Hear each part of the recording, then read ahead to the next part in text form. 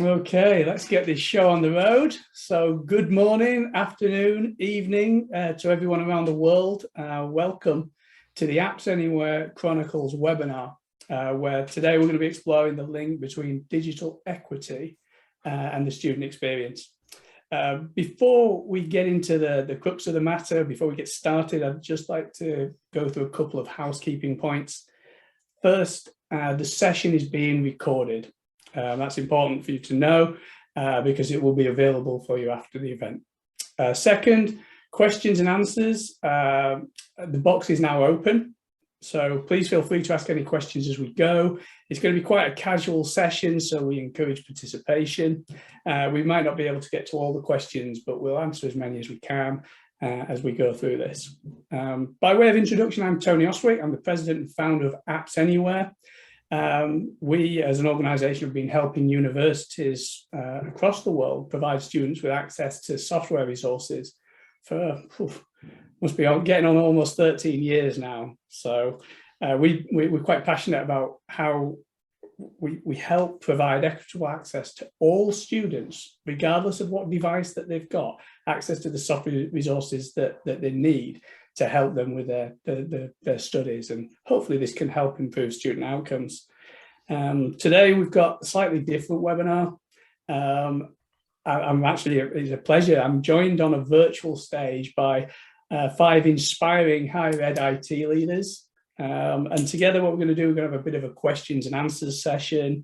We're going to discuss what digital equity means to them, their institutions, and things that we've done as a community to help improve access and just generally debate the topic. So to get underway, what would be really nice is if we can go around the virtual room, have everybody do a brief introduction of themselves, their institution, and it'd be interesting to find out what digital equity means to you guys as individuals. So Chris, let's start with you. Let's get it going. Sounds good. Chris Pico, I am the team leader for the computer lab management team at the University System, New Hampshire. My team is responsible for computer labs, academic applications, and device management. We support 7 different schools and colleges across the state of New Hampshire. Digital equity to me relates to the student's ability to access technology in a similar fashion at any of these sites. We've been using the AppsAnywhere product since about 2014. Awesome, thanks for that, Chris. Tim, you want to go next? Great, so good afternoon, everyone. My name is Tim Gill. I'm the Director of Business Operations for the IT department here at St. Mary's University. If you're wondering where that is or who we are, I would describe us as a mid-sized urban university. We have about 7,500 students. And we're located in Halifax, Nova Scotia, so on the east coast of Canada. We have been using AppsAnywhere for the last 2 years. It was brought about due to the pandemic. Digital equity to me, as it relates to our students anyway, is the ability for all our students to be able to easily take advantage of whatever technology is available and or required to be a student at St. Mary's University. Awesome, thanks for that, Tim. Angela, do you fancy going next? Yes, I'll be happy to. Hi, everyone. I'm Angela Neria. I'm the Chief Information Officer at Pittsburg State University, and we're actually located in Pittsburg, Kansas. No H on the end of Pittsburg. I've been here since 2010. Before my current role, I served as the CIO for 11 years in K-12 education. So digital equity is really something that I've been able to be involved in for a long time. Pittsburg State is located, like I mentioned earlier, in Kansas. It's kind of in the southeast corner of Kansas, so we're actually really close to Missouri, Arkansas, and Oklahoma. We're really near the Ozarks. So we draw students from those 4 states, and those 4 states have very different K-12 systems in terms of digital equity. So it's kind of interesting to see the skills and resources, the tools that our students come to university with. We have about 6,500 students at our university. We're a regional university, about 800 employees. So to me, digital equity in higher education means that our students at Pitt State have access to IT resources, and I'm talking hardware, software, support, training, that they need to fully participate in their educational process. And I feel that they should have these resources whether they're on campus or at home. So for our part of the world where we live, broadband is a big issue. So with what's going on in our country right now in terms of infrastructure funds, I'm very interested and exciting to see what that might mean. Thank you. Awesome. Thanks, Angela. Pat? Yeah, hi everybody. My name is Pat Donahue. I'm the Assistant CIO and Director of Campus Technology Support at Elon University in North Carolina. Elon is a mid-sized university situated in the Piedmont Triad area, roughly between Raleigh and Greensboro. We serve about 6,300 undergraduates and 800 grads. We highly value engaged learning practices, and we're ranked high in the US for undergrad experience, learning communities, study abroad, first year experience, and service learning. I say that not as a shameless plug. I just say that as it helps us define what digital equity is for folks. If those are our outcomes that we pride ourselves on, that is the lens by which we look and do things here. So I think for me and for Elon, digital equity, echoing my colleagues here, means low barriers of technology for learning and also socializing as a student and as a future citizen when they graduate to really get that experience. And then I guess, access to and safe operation of technology to enable that growth with little obstacles in the way for students to really try and self-actualize who they really are with technology. So that's our code. Thanks. Awesome. Thanks, Pat. Simeon, would you like to wrap that introductions up? Good afternoon. My name is Simeon Ananou, and I am the Chief Information Officer here at the University of Vermont. We are located in Burlington, Vermont. We are the only research university in the state of Vermont. We're also the flagship and land-grant institution for the state of Vermont. We serve around 14,000 students, and we do have highly recognized programs in the sustainable areas, and our students also engage in research extensively. So digital equity for us means many things, but most importantly, equal access to technology to be successful here at the institution, especially at an institution where many of our students come from out of state. It's important for us to be able to give them access to the resources that they need, whether they're in the classrooms, in the four walls of the classroom, or whether they're outside or visiting parents outside of the state of Vermont. Awesome. Thank you ever so much, everyone there. It's really, really good, useful introductions and good for everybody to get to know you. I think just very quickly, it's quite a broad ranging subject, obviously, digital equity, but I think what's something that you all talked about, it's all about inclusivity, regardless of people's backgrounds, social, geographic. It's about inclusivity and making sure everybody gets the tools that they need on a level playing field. I think that everyone kind of touched on that kind of thing. But Angela, I think you mentioned something that might be beyond people's control in general, and that's broadband and connectivity. Now, I'm sure many of the other audience members probably experienced the same kind of things. And I guess it doesn't matter how good our services are or what we can give to them. If the underlying infrastructure is not up to scratch, and this could be on a local or geographic scale, we have trouble. So I think when we were speaking before, Simeon, you had some ideas around how IT leaders can help around this. Yes, Tony. So thinking about the role of a CIO, especially, CIOs being the ones who are tasked with leading the digital strategy of their institutions. We're thinking about deploying technologies all the time. But I also think there is a place for us to play a different leadership role. That is precisely where we can partner with different individuals at our institutions, and primarily people in the advancement or foundations. And those partnerships, what I envision there is that we can explore partnerships inside and outside, especially with corporations, the ones that may be interested in making philanthropic donations to support students who may not have readily available access to various technologies. We saw some of those philanthropic donations come forward during the pandemic, in the earlier days of the pandemic. And these are places where I think our work as leaders should not just stop or focus solely on the implementation of the hardware and software, but also to go into a relationship building. Cool. And do you think there's potential for partnerships with maybe some of the institutions that provide that low, that real basic infrastructure to improve it within, on a state or local level? Absolutely. In various states, you have a number of institutions. Some institutions already do exist in systems. And I think it's important to leverage the systemness as one way of providing services to students. So that's one approach. There are networks right now. EduRoam, for instance, is another possibility that the institutions can leverage. But those are all making the assumption that students have access to the hardware that they need.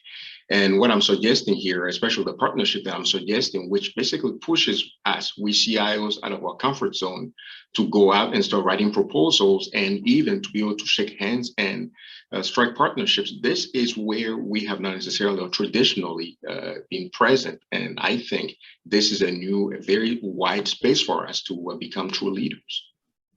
Oh, fantastic. I think we've had a question as well come in on this very topic. I think we might have answered it, but they've asked in what ways does this approach to digital equity align with the need, and I think this is the point, for high quality public digital infrastructure? And I think that's true. We do, it is a requirement, and it's not always there across the board. But I think what's important, what Simeon is saying there, is that there's things that we can do as IT leaders to help maybe improve the situations on local levels. So very interesting.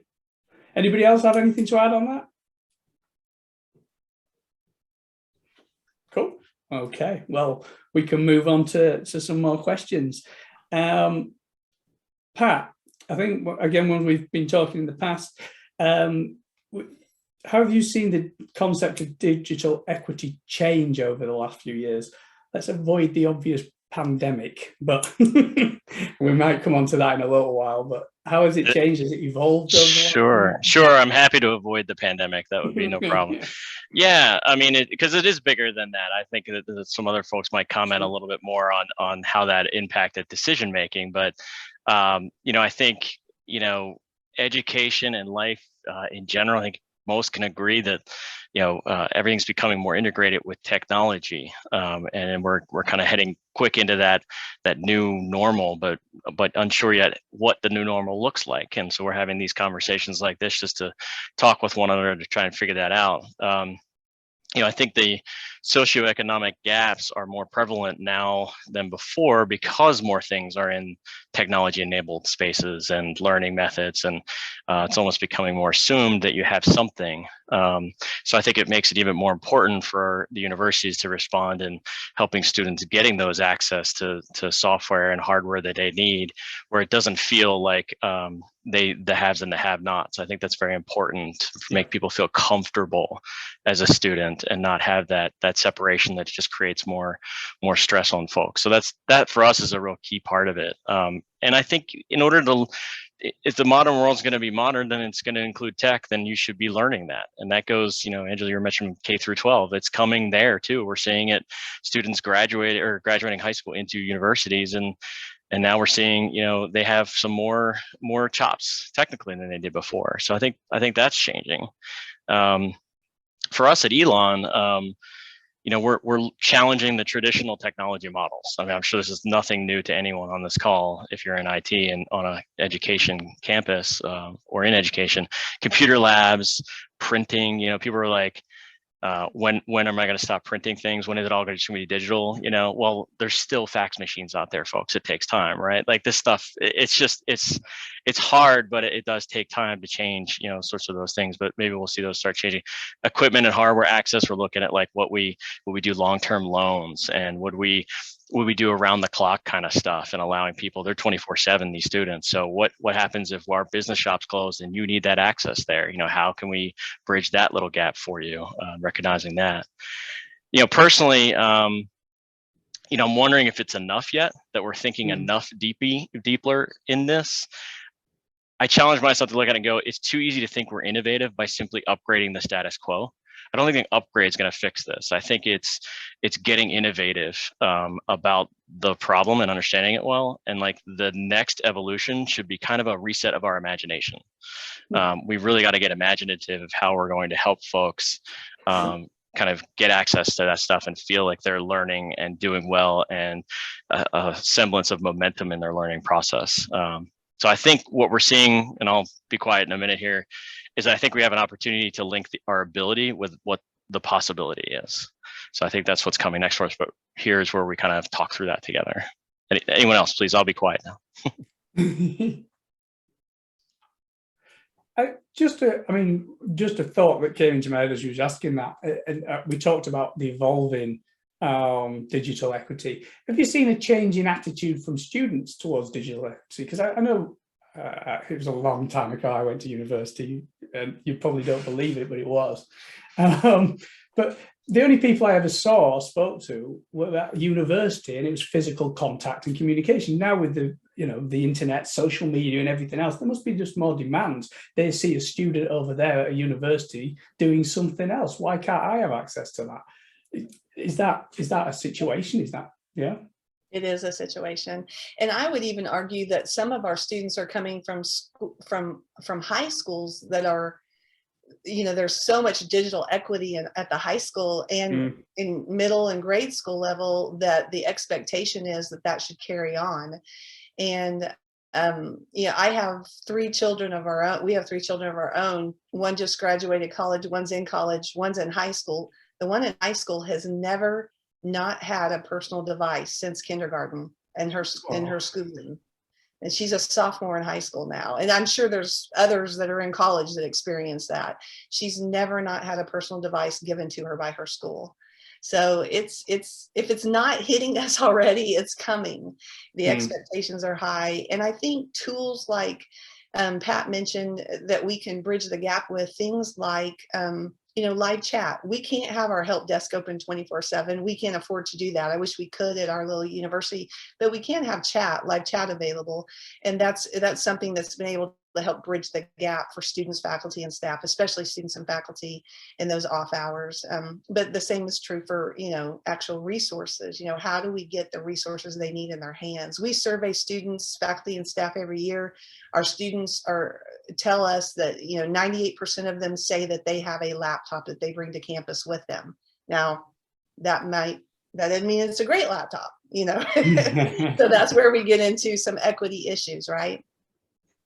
Absolutely. And we got another question in. Benjamin's asked, I'm curious if any institutions have made modifications to curriculum to address digital equity.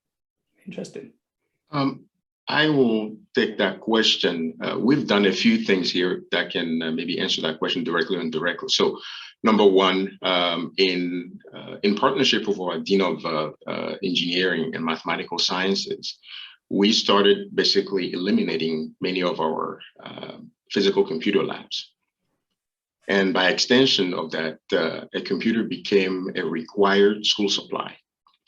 So that is one way for us to change the curriculum. Because the faculty have been designing their curriculum, but then there are policy matters that have to take place. And by making the computer a school supply, we also pave the way for students to be able to use part of their financial aid dollars to be able to acquire technology. That is a very important policy change that we've also made at the institution. And those connect directly to the curriculum because the faculty can simulate and they can design the courses however they want and to infuse interactions.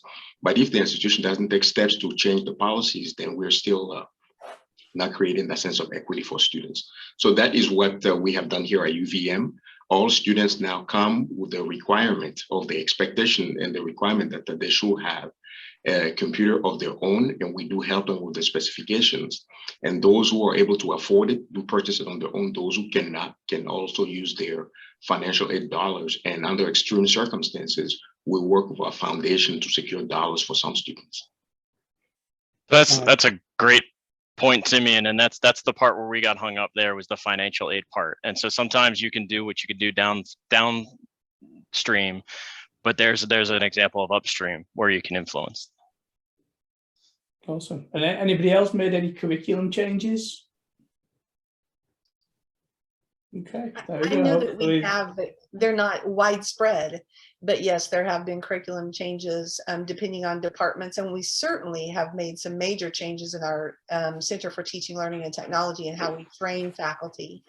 I mean, I know we don't want to talk about the pandemic on this question, but we had a big dose of how can we equalize the playing, or equal the playing field for our students during that time. So we did some fast learning on the instructional side. Cool. It's important when dealing with the faculty as well, to, in my mind anyway, that technology doesn't drive the pedagogy. Pedagogy really has to drive the technology as well. So you need to be working and interfacing with the faculty all the time to see exactly what it is. How do they want to change their curriculum? What do they envision having in their classrooms to better teach their subject matter? Nice. That's all insightful stuff. I'm sure everyone's getting a lot of benefit from just the short time we've been talking already. Okay, I'm going to unashamedly move on a little bit and talk a little bit about AppsAnywhere, because one of the common themes, of course, across the piece is you're all partners of ours and use AppsAnywhere to deliver software to students. And what I'd like to know is how AppsAnywhere has helped with digital equity, both before, if you were using it before, and after the pandemic. Chris, I know you've probably been our longest standing customer on the call, so let's start with you. Really, you've been using cloud paging for quite a while. Sure. So University of New Hampshire has been using the cloud paging technology for about 10 years now. It allowed us to really simplify our device management in the labs, because we can create a single application package and deploy it to all the labs across the campus. When they combined the IT teams across all the sites, we then took that same package and were able to deliver it to all the different sites. So when the pandemic hit, it was really like a mad dash to come up with a solution so that students could access these applications. What we were able to do is turn on a remote desktop on these lab machines, which then allowed students to connect to these machines and continue their academics. Students who didn't really have the equipment, the high-end equipment to run some of these apps, were able to just connect and run these apps to complete their coursework. Nice. That's an interesting point again at the end there about students who don't have the equipment capable of running some of those apps, still able to provide the access via the technology. That's fantastic. Now let's keep it flowing. We'll stick on this topic for a little bit. Pat, do you want to talk a little bit about your usage and how it's helped? Sure. I feel like the before times is going to be a lot of commonalities for everybody. Computer labs, general use to specific teaching labs, depending on the curriculum that they were involved in, spread across campus, students, software access going to that lab, whether during their class or off hours. We even heard, some different social aspects of that, in this day and age. Not that we have a problem on our campus, but just walking at night, you're studying late all hours and you have to get geographically from one place to another. It's just not a necessary thing anymore when you have other options. So I think the AppsAnywhere has really really helped our teams as well. We have right now, I think last count, it was 115 applications cloud paged running on AppsAnywhere. That represents about 94% of our application portfolio, so almost the whole thing.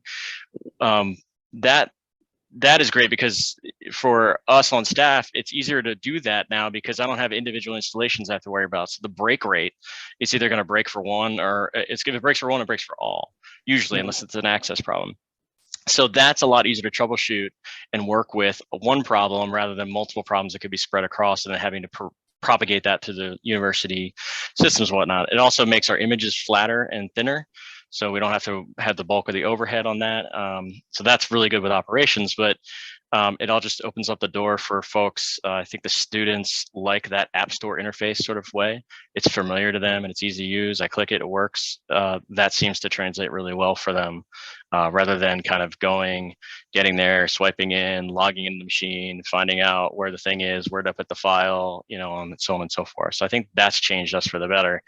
The other part is like making better licensing decisions. These applications, we assume certain utilization levels, but when you actually get used and you have them consolidate like that, and you have the insights part, we're able to actually say, well, we're not using what we're paying for. And so we're looking at that now and trying to go back and contractually look at this again and modify our licensing agreements, which I'm hoping is another source of like funding diversion operationally rather than capital based, where we can maybe self-fund some of these equity decisions. You know, maybe that buys more hardware or modifies the way we work so that we can make room or gaps for those equity decisions. Awesome. No, thank you very much for that. And just a quick question, Pat. I presume it's available to everybody. All students can have access to AppsAnywhere. Yes, correct. Yep, undergraduate, graduate, anything in our academic portfolio. Now, there are some licenses that we've set up per curriculum. So we do a little bit of checking on whether you're enrolled in a class or not. That's how we kind of control some of those, but the wide variety of them are all for everybody, yes. Awesome. Angela, can I talk a bit about? Sure, very much the same situation as Chris and Pat. We started using AppsAnywhere back in 2015. Kind of started that journey kind of on a pilot basis in 2015, and really focused on how could we get software to students that couldn't make it to a lab, that couldn't be tethered to a lab, students that were working on a online MBA program or online educational program, etc. And so we began building, I guess, a reputation, AppsAnywhere did on campus, of being able to deliver a product. And our portfolio grew, but when the pandemic hit, we really marketed like crazy the product. And I really believe that if we hadn't had it in place, especially that spring of 20, that we wouldn't have hit many of our learning objectives that semester if we had not been able to give students access to software, especially in courses where that software was a huge part of the coursework, in our College of Technology and many of our business programs where they use products like Minitab and SPSS. Those are critical objectives that those students need to get through and understand and have true learning outcomes on. So it was huge for us. And I'll just be honest, and I'm not trying to sugarcoat it, it was easy for us. I mean, it was just easy because AppsAnywhere just works. So that was nice. We do an annual survey. I mentioned that earlier. So we began asking students whenever we did our survey every year, are you using this product? Do you know about this product? If you do know about it and it doesn't have a software that you would like in it, what could we try and include in the portfolio? And so that's been really helpful. And we also, during the pandemic, did a lot of hard-hitting, quick surveys out to students and said, hey, let us know what you'd like us to add, and faculty, of course. Licensing is an issue. Like Pat said, we have to be pretty careful about that. There are some things that with student login, they get access to, licenses that make sense for them. But it's worked really well, really seamless. And we couldn't have been happier. It really kind of was a superhero for us during the pandemic. Oh, Simeon, I think I felt like we're out of the pandemic. We're not out of the pandemic, but at the beginning of the pandemic, it really was a huge I'm saying fingers crossed for towards the end. Simeon, I think I think you were underway a little bit as we started, but then as the pandemic hit, you had to move a bit quicker. Is that fair? Yes, Tony, we had a slightly different journey. I will take us back in time just slightly. Back in 2018 here at UVM, when we wrote our IT strategic plan, we really emphasized the need to invest in the creation of the teaching and learning space of the future. That's what we said in 2018. And from that point forward, we started various explorations that would lead to getting us closer to our very critically important goals that are very aspirational and inspirational also. And so in partnership with the academic community, I emphasize that partnership because you cannot do this alone. So we partnered with the deans and the faculty community. Our highly dedicated IT staff started exploring a number of solutions, and fast forward, the end of our exploration also coincided with the beginning of the pandemic, at which point we had no choice but to accelerate basically the implementation of this particular aspect of our strategic plan, which is to be able to just lower any potential barriers for students to be able to continue their academic journey. So that was, I think the pandemic has accelerated our implementation of, the implementation of our strategic plan, but more precisely, the implementation of AppsAnywhere also for us. And, I will basically, anybody listening, I'll say it's always good to have a plan in place, a plan that you can pull out and execute it very quickly, because that basically took the exploration out of the picture, because we had already completed that. And we are very pleased with how the implementation went, to be able to keep a sense of academic continuity at the university. Also, in an environment that was also practicing social distancing at the same time. Basically, you shut down your computer labs, but you can still distribute software to students and faculty. Awesome. Tim? Yeah, so I guess we're probably the new guys to the party, so to speak. I think we're probably the newest people on the panel here to implement this. We did implement it back in September of 2020, prior to the pandemic. We had investigated different virtual lab solutions over the years. It would bubble up, but as with a lot of infrastructure projects at higher ed, it seemed to not make it to the top of the priority list all the time. So the pandemic obviously changed that, and the urgency was to go out and find a solution. AppsAnywhere is something that we had come across several years ago at some other conferences, seen some people put on some demonstrations about it. We like the App Store idea because that's what the kids today have grown up with. And as such, we have it in place now. We are back fully on campus as of this fall semester term. So we are back here and have no intentions of ever getting rid of it at this point in time. We just start asking ourselves, why does a student need to be on campus at 11 o'clock at night to access software? Why does he have to drive through a snowstorm to make an 8:30 class in the morning when he can do it in the comfort of his living room with a coffee in one hand and probably his pajamas still on? So there's a number of different reasons why students, even though, again, we are back on campus, not everybody is comfortable or necessarily needs to be back here at this point in time. There's still COVID concerns. There's the flexibility of their scheduling. I mentioned travel concerns out in the North Atlantic here. Sometimes we get hit with the odd snowstorm that comes up the coast. It's just not going away. We have a couple of folks have mentioned the fact that they have one application image now as well. So all our labs on campus now are outfitted with AppsAnywhere as well. So the public-facing computers will give the student the same experience as they would using their own laptop.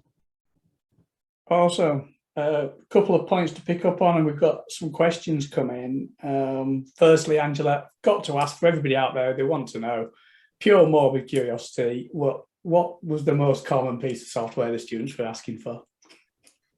That's funny, and it's going to surprise people. The most common request that we got is a product called ArcGIS, which is a mapping software. We really thought it would be an Adobe product or something like that, but ArcGIS, and I really think it's because our faculty in that area really use that product heavily, and now they are our #1 users of that product because many of their students requested to have it through AppsAnywhere. So I really expected it to be an Adobe product or something along those lines, but yeah, ArcGIS, and it's a pretty impressive product at that. So fantastic. And Doug's asked, and this is an interesting one, kind of relating to both what we've talked about in terms of curriculum change and application access, but he's asked, what resistance did you face in making updates to curriculum changes, introducing new platforms, adding equitable software applications, and how was it handled? Oh. Tony, maybe I can take that. So first of all, I think we have to recognize and appreciate our campus communities. There are many constituent groups that do exist, and each constituent group may have jurisdiction and authority over their jurisdiction.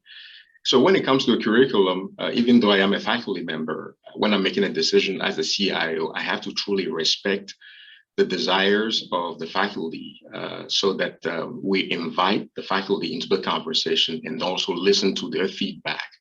So when we talk about resistance, I don't necessarily see those things as resistance. I think it's more of a negotiation to be able to inform one another and to understand the interest of each constituent group so that we can actually provide the best services. So in the case of UVM, I would not say that we've experienced any resistance. Now, we also created, I call it concerted efforts. As a CIO, I basically went on the road and sold the idea that during the pandemic, when everybody was at a distance, we are taking steps to still provide services to people. And in fact, the community was very appreciative, has been very appreciative of those steps. Awesome. No, thank you ever so much for that. I think, yeah, that's an interesting one. I think often we find it's not resistance, it's just, you know, it's people's ability to communicate change that needs to be addressed. So yeah, very interesting. Right, so we're going to stop talking about apps anyway, because this is more about digital equity as well. So, but I guess it's leading on a little bit. You mentioned a strategy of teaching and learning space of the future there, Simeon, and I guess AppsAnywhere is one piece of that. But one of the common things that we hear of people talking about in the industry these days is what we call a digital toolkit. To, you know, you can't just do everything with AppsAnywhere or one specific solution. It is a combination of tools that create the whole. So it'd be interesting to hear what other initiatives people and maybe solutions people implemented in response to the pandemic, but also thinking of it from a digital equity point of view. Tim, I know you use your learning management platform a lot in this area. Yeah, I think most higher education institutions would have a learning management system of some sort. In our particular case, we use one called Brightspace. It's hosted in the cloud. And I guess it serves along the same lines as AppsAnywhere. It serves the same purpose. It's an alternative, a web-based alternative to what might be traditional network file shares that faculty members used to like to dump class assignments on, or even the in-person experience where they're walking around with pieces of paper with classrooms that you're handing in and out.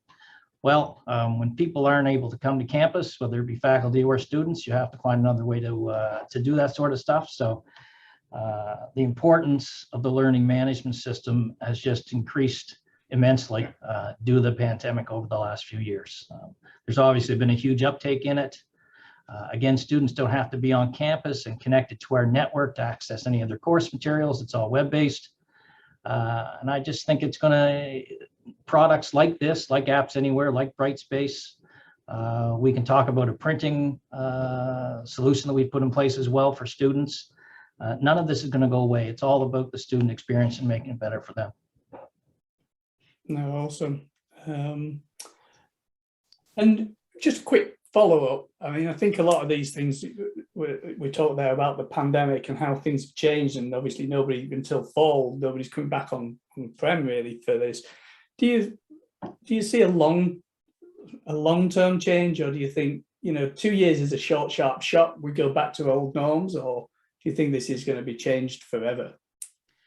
I think it's going to be changed forever. I don't think the students are going to let us go back to the way we want to. Again, as I mentioned, some of these things are all around the student experience, and not to sound corny, but that's what we're here for. So they're going to continue to push us to make these things available. And as we mentioned, the kids that have grown up, they've all had digital devices in their hands since they were 10 years old. It is the way they do things. You know, you could do informal surveys, and there are surveys that are done. For every 10 students, 6 of them will tell you, yes, they want to be on campus. They want to have the in-person experience. But there are those people now, whether we like to admit it or not, would prefer to do their learning, again, in their living room with a cup of coffee in one hand. So. Sound like me. Awesome. Angela, I think same question to you, really. Innovations that you might have introduced over the last few years, again, with a slant. Sure. And I do apologize. I'm at home today, so I'm kind of one of those people. We have a ice storm coming through, so I'm at home today and not in my office. So definitely informal with not a coffee but a water in my hand. We like everyone out there got really creative. Our learning management system is Canvas. Our students already used it heavily, but it was a great way to message, especially for faculty, message students. It has an app and the students use the app very heavily. We also have a homegrown app and a homegrown portal. Those are great places to put information on tickers and things like that. So during the pandemic, what we did is or the beginning of the pandemic, we really pushed out messages to send on those forums, to send them to kind of a one-stop shop webpage that we built for remote learning and working, where we just listed everything. Of course, AppsAnywhere was in there. We created parking lot hotspots so that our students would have access to high-speed internet. They could park. We included a map where they could come park in all types of locations all over our campus and have high-speed internet if they didn't have that at home, safely in their car, and do whatever they needed to do there. We created hotspots outside around really nice areas under trees with picnic tables, so they could stay a distance and do work outside when it warmed up. We created laptop checkouts with high-end laptops so that people that didn't have those high-end laptops to run some of the software they needed from AppsAnywhere could check out these laptops through our library services area and do those kinds of things. We have had live chat for years in our department and tried to get other departments to institute live chat, and they quickly wanted to during the beginning of the pandemic, and those live chats live on now. We use a product called Talk2, and we were able to build that like in one day for, I think we have a dozen departments using it now, all the service departments. So really some things that were already in place that we just expanded on, that now I don't think they'll go away. I mean, I think our students are used to using them, and I think our faculty and staff see a great benefit in that. Like many of you were in Office 365 schools, so we were already super heavy users of Teams, and that's just grown. So we do have Zoom as well that is used very heavily it has an integration with Canvas, but Teams is on the support side of the world is really very popular and used commonly. So those are some of the things we did. I'm sure it's very common in terms of what others have done, but it worked well for us, and I don't think we'll go back. Wow, cool. That's amazing. And Chris, I think you did some cool stuff with repurposing lab laptops. Yeah, so when the pandemic first hit, obviously there was nobody on campus. So we were able to take some of our laptops that we have and repurpose those for students. Another thing we did was we were able to get a grant to purchase some laptops to help some of these students, who then were able to loan these out for on a longer time, year or two, which are still today in use around campus. Nice, that's really good. I'm going to move things on because we're now with 20 minutes out and we've got quite a lot to get through. But as a quick aside, a lot of people listed are probably going to be quite interested in some of these innovative things that you've been implementing and technically how they've been done. A lot of talk. Again, another buzzword today is kind of the cloud first initiative. People, wanting to utilize not kit on-prem anymore, but putting it into the cloud. And of course, we were in panic mode. We're doing a lot of these things. Were you able to stick to your cloud first initiatives throughout? Pat, I'm pretty sure this is something that you guys have been doing. Yeah, absolutely. And just really quickly to answer your question, yes, it definitely accelerated cloud adoption during the pandemic. We have a great set of resources here on campus to do that, but as you know, it requires overhead. So as you're scaling like this, economies of scale become much more needed. And I don't see that changing at all with the amount of adoption that's going on. So our teams are definitely looking at cloud first options. We currently run AppsAnywhere on premises and are doing a great job of that. But hopefully someday, wink, wink, nudge, nudge, Tony, there might be a hosted option that we'll be interested in. I'll just throw that in there.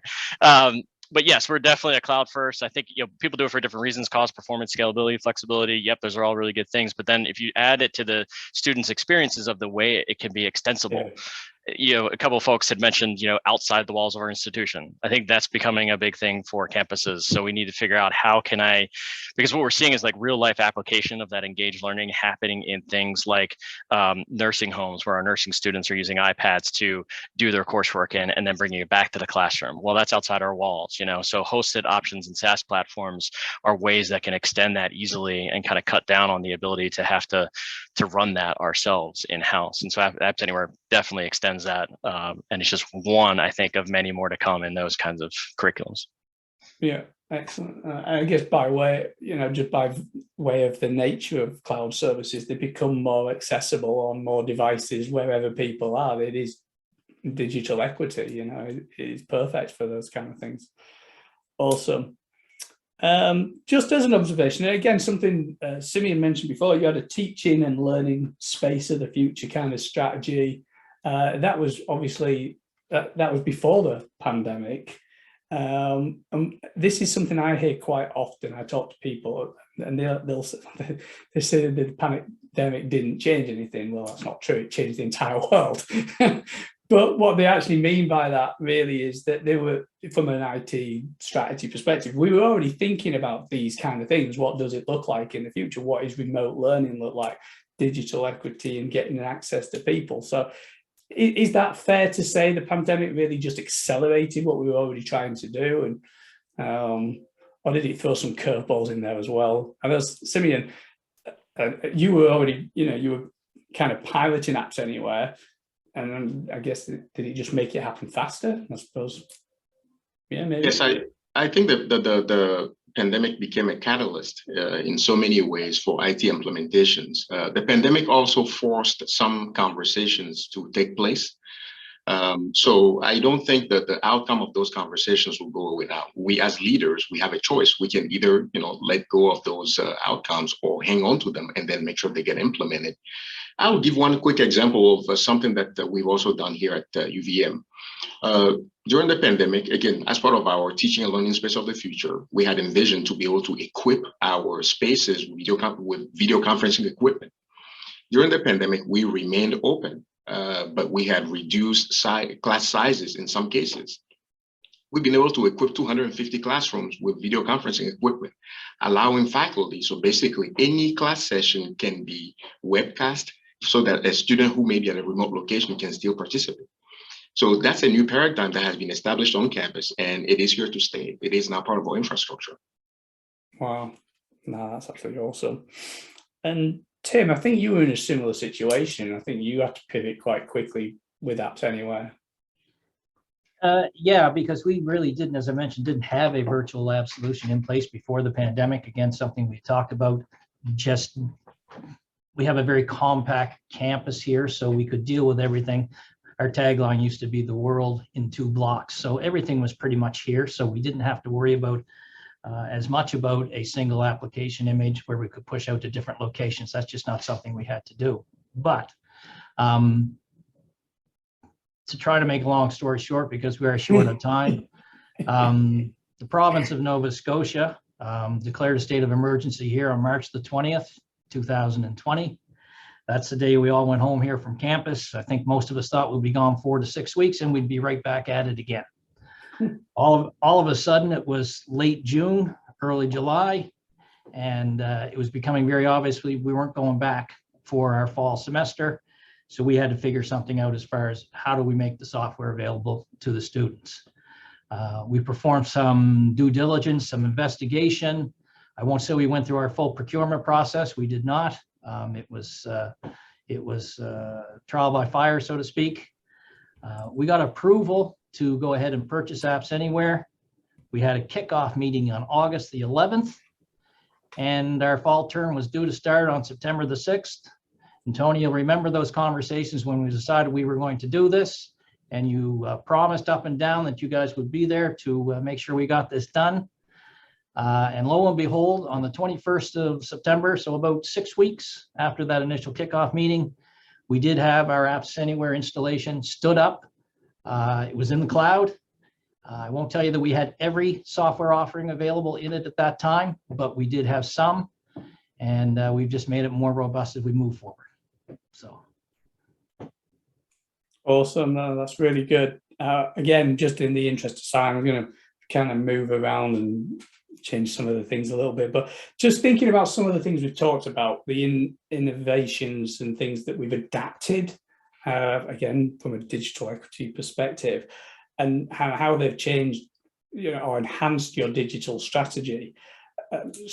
Simeon, you always talk, and we've talked about this before, you talk about feedback from students and the data that you receive.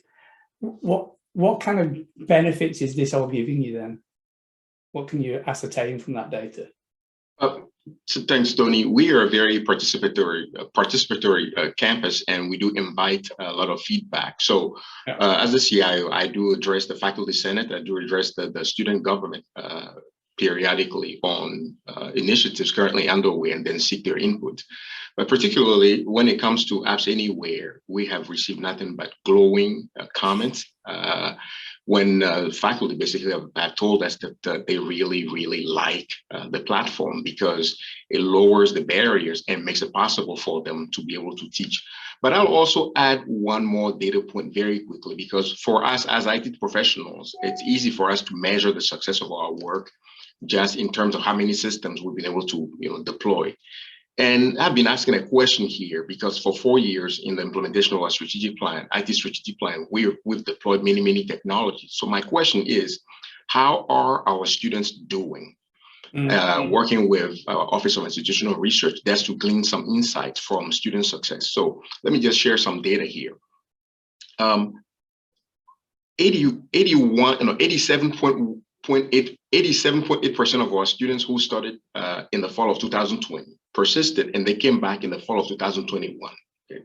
Compared to the previous year, that's about a 5-point jump, because in the previous year, we only saw 82%. Okay. And second data point, 84.7% of our students who started in the fall of 2019 came back in the fall of 2021. Okay, so that is also one of our highest retention points. I share those two data points because I'm now convinced that all the technologies that we have deployed are contributing to this student success and outcomes. It is a little difficult to unpack all of it, but it is at the same time, when you deploy this many technologies, put them in the hands of faculty and students to improve their interactions, I think there are some connections to be made there. Absolutely, Simeon. And that, you almost answered a question that came in from David, who asked if they'd seen anybody'd seen an increase in student retention since using tools like AppsAnywhere. And I mean, I'll just quickly add, AppsAnywhere alone is, is unlikely to do that. It's a combination. It's part of the digital toolkit. But yeah, I mean, I think it's a contributing factor, most certainly. Angela, you also do student surveys, is that right? Yeah, we do. And we ask specifically about AppsAnywhere in those surveys. We also ask our faculty and staff about AppsAnywhere because we have many of them using the product, obviously. So we've learned a lot from that. When we first began piloting AppsAnywhere on campus, we started with small niche groups that were really trying to focus on lowering the cost for online programs, etc. So when we went campus wide, we began piloting, or we began asking students, would you be interested if we had a software that could do this? And we basically described AppsAnywhere. Would you take advantage of it? Consistently 94%, 96%, 95% said yes, I would take it. How do I get access to it? So when we really rolled it out to campus, we knew that we already had a high level of interest, and we had very similar results from faculty. So we kind of built up, the coming of AppsAnywhere to campus, and it really made a difference in terms of, marketing to them. One of the questions that we asked after our first semester remotely, so after the 2020 spring semester, our next survey, we asked, what were the #1 technology tools that you took advantage of during, this remote learning process? And AppsAnywhere was one of them. So, they listed things like, network connectivity, laptop, AppsAnywhere, Office 365. So we know that they're using it. We know that they're happy with it, and it makes a difference in their time with us. Cool. I guess also then following on from retention, mean, the next thing after, you've got enrollment, retention, and then outcomes. Have we seen, I mean, I presume also you doing all of these, cool things, part of the digital toolkit, we're seeing improvements in those as well. Absolutely. I think like Simeon said, it's really hard to unpack all of that because there's a lot of things that go on with retention. What Simeon described is a very high retention rate. That's very good. We have a very high retention rate too, and we have for quite some time. I think that a piece of that is not just campus culture and what our faculty do, and they're amazing, by the way, but it is exactly what Simeon described. How do we make technology as seamless as possible and not an obstacle for our students? How do we allow our students to, come to our university at a lower rate because they're not buying software that they would have to buy if they went to another university? So those are big deals, and they do make a difference in the bottom line and just the ease of use and convenience for students and faculty. Cool. No, thank you ever so much for that. I know we could probably talk about this all day, but but I'm going to try and wrap up with a final question, and then maybe we can have some kind of reflection. I guess I know that Have been there, visited, I've seen to a lot of your sites that higher education across North America, it is massively diverse. There are the haves and the have-nots. How do you push? How do you get through those barriers? How do you push through that to get your students what they need? Tim? I'm not sure what it's like in the US, but here in Canada, I'm always impressed or amazed actually by the level of collaboration between the different higher ed institutions across the country. As I mentioned earlier, we came across AppsAnywhere at what we call our CanHike conference, which is the Canadian Higher Ed IT conference. I was out in Simon Fraser University in British Columbia. We have special interest groups that are set up where there's different people across the country getting together, sharing ideas.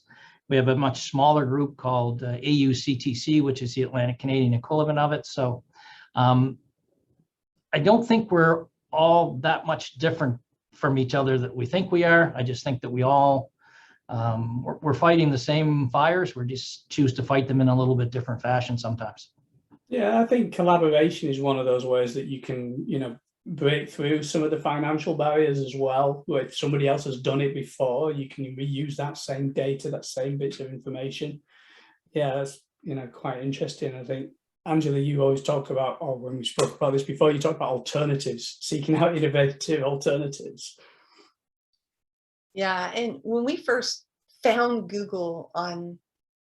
found AppsAnywhere on Google, because that's really how we found it, we did exactly what Tim just talked about. We went to schools that were already using it and sharing. I think that collaboration piece in higher ed is just, it happens in K-12 too. It's educators want their students to be successful. That's our role, that's our purpose. And there's real intrinsic value in that. And it's a good feeling, and AppsAnywhere certainly helped us get there. No, I agree. I think that's why we enjoy working in that industry so much, despite the fact you compete for the same student pool. You're so collaborative an environment. I mean, I think we're kind of running out of time. I guess I'll open it up to anyone for any kind of final thoughts. Simeon, it'd be nice if you could kind of reflect on what we've been discussing today. You're good at this.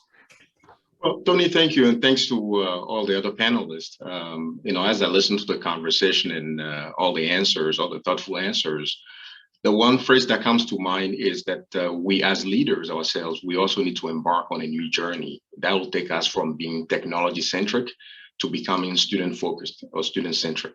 Okay, that is a big journey, because if we can start changing our paradigm, I think we will accomplish a whole lot more for our students. So thank you all. Awesome. No, thank you very much. It's been a total pleasure, and one of my highlights to have been able to share this kind of virtual stage with you. Now that we are getting towards the end of the pandemic, I can hope I can come and see you all very soon. That'd be amazing. Kate, we'll wrap up. Any questions that we've not answered, we'll try and get you an answer to you at some point in time. It's been a great pleasure, and yeah, thank you ever so much, everyone, and take it easy. Stay safe.